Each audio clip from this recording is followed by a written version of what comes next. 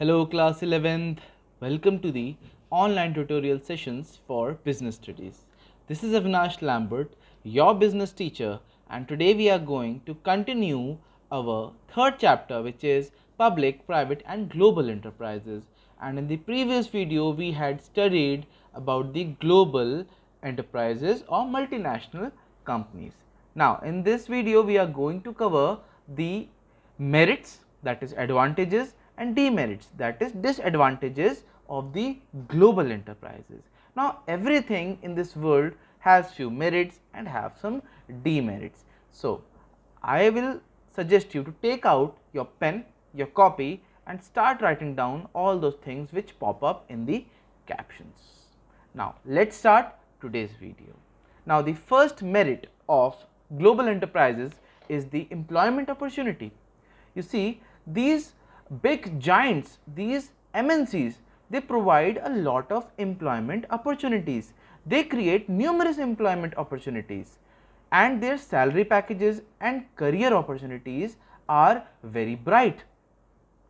They provide the employment opportunities in the host countries, those countries which provide them all the resources, because they carry on business on large scale. Every country wants them to work with their country, to work in their country, and they want to become the host country. So because they work on a large scale, every country wants to become their host country. So, and there is one more reason, that they provide lots of good offers like good salary package and career options. So these multinational companies, they create numerous employment opportunities for the locals.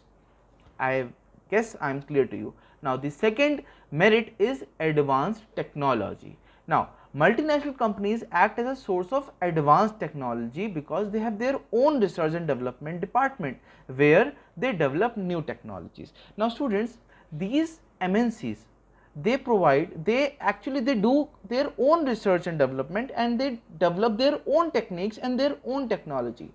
They are very up to date. So they provide their own technologies to the host countries.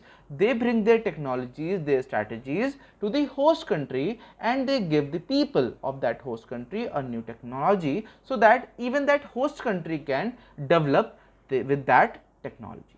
Now the next one is inflow of foreign capital. Now students, foreign capital, the funds, the FDI, the investment, multinational commands huge financial resources. They make foreign investment which leads to the economic development of the host country. Every MNC which is coming to some country and that country which is the host country, they get lots of investments from that MNC.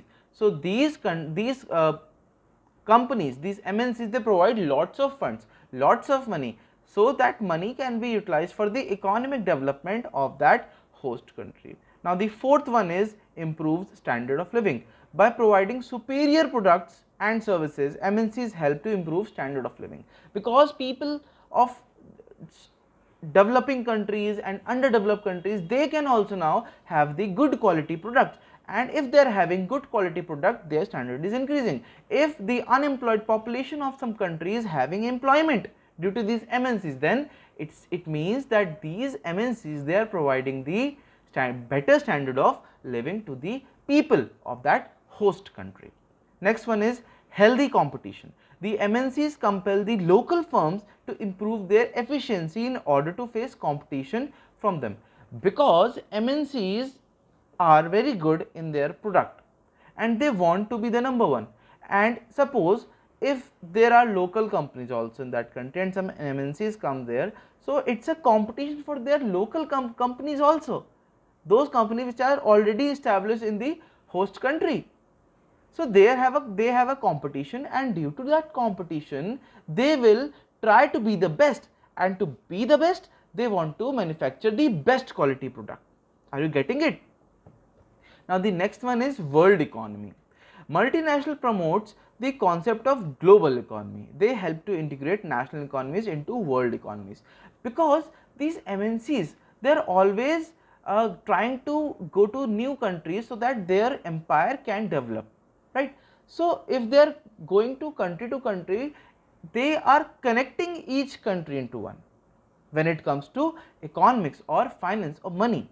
So they are promoting world economy. They are not promoting only one country's economy. They are promoting world economy because their concept is on the global purpose. Their concept is of global economy. They want to globalize this whole economy. The one more thing, they promote domestic firms. How? These multinational companies also help in the growth of the domestic firms. How? These firms are encouraged to act as suppliers and auxiliary units of the MNCs, because when MNCs arrive in the country, they don't have suppliers, they don't have essential tools to start their company in that host country. So these local companies which are already established, they help them as supplier, as provider of raw material and all the essential elements which are required to start the MNC or to run a MNC in a host country. So these artisans and these subsidiaries, these help the local firms help in the improvement and the enhancement of that MNC. So these are your global merits of global enterprises. What are they? Employment opportunities, advanced technology, inflow of foreign capital, they promote growth of domestic firms, healthy competition and the world economy. So students, overall there are 7 merits of the global enterprises or the multinational companies. Now let us start with the demerits, the disadvantages of the global enterprises or multinational companies. Now the first demerit is disregard of national priorities. MNCs invest their capital only in the profitable projects without any regard to national priorities of that host country. See, these MNCs don't care about the problems, the issues of that host country, they only think about their own profit. They prioritize their profit, not the issues of that host country. If some country is facing the problem of infrastructure, then it's not the MNC's headache, it's the host country's headache. They won't help the host country to build the roads. They only invest in the country for their own benefit. They care about only the profit. They don't care about the priorities of that nation or that country. Next one is creation of monopoly. Now multinational gives rise to the concentration of economic power and monopoly in the host countries. Now for example, if there is one country in Africa and it's a very poor country and this MNCs go there, then it will become a dominant power there, very dominant power. They will become the monopoly, they will make the rules by themselves. They won't be listening to any other one. Why? Because they have the highest resources of finance, and because that is the most weakest countries in the world. In Africa there are so many countries which are very poor, so they only care about the money, and those host countries, they want some employment, they want some benefit from that MNCs. So the MNCs are there and they make the monopoly, they run by their own rules, they collect all the powers and all the powers are concentrated with these MNCs, which is not a good thing. Monopoly is not a good thing, it should be equally divided. Now the third one is depletion of natural resources. MNCs exploit the natural resources of the host country to maximize their global profits. Now in today's time, these MNCs are exploiting very badly the natural resources of the countries, of the host country from where they work, just to maximize their profit. So it's a bad thing, it is not a good thing. They disregard all these rules for the sustainable development, so they exploit lots of natural resources. Now the next one is obsolete technology. The technology transferred by MNCs in host countries is usually obsolete or outdated. What they give, suppose their MNC, they have completed the work, now they leave, so they give the outdated technology, they don't reveal their latest technologies. When their work is done, they go back to their home and they don't give their latest technologies, they provide them only the outdated technologies. Fine. Now the last one is threat to national sovereignty. MNCs enjoy considerable political influence due to their huge operations, because they have lots of money, so there is lots of political influence over them, right? They have enough power to influence and interfere in the political affairs of the host country, because there lots of money is included in their affairs, in their operations. So they try to influence the politics of that country. They became the hindrance. They become the hindrance that there are some laws which may affect these companies. So they try to overcome that. They try that these rules are demolished from this country so that they can maximize their profit, and their lots of money included, so they don't want their losses.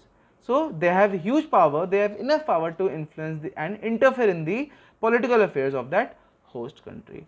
Now students, I hope you have understood today's all the things which I have taught you. So the demerits are disregard of national priorities, creation of monopoly, depletion of natural resources, obsolete technology, and threat to the national sovereignty. So I hope you have understood all the points. Now I want you all to write down all the things which are mentioned in today's video in these captions. So students, that's all for this video. Stay home, stay safe, and see you soon.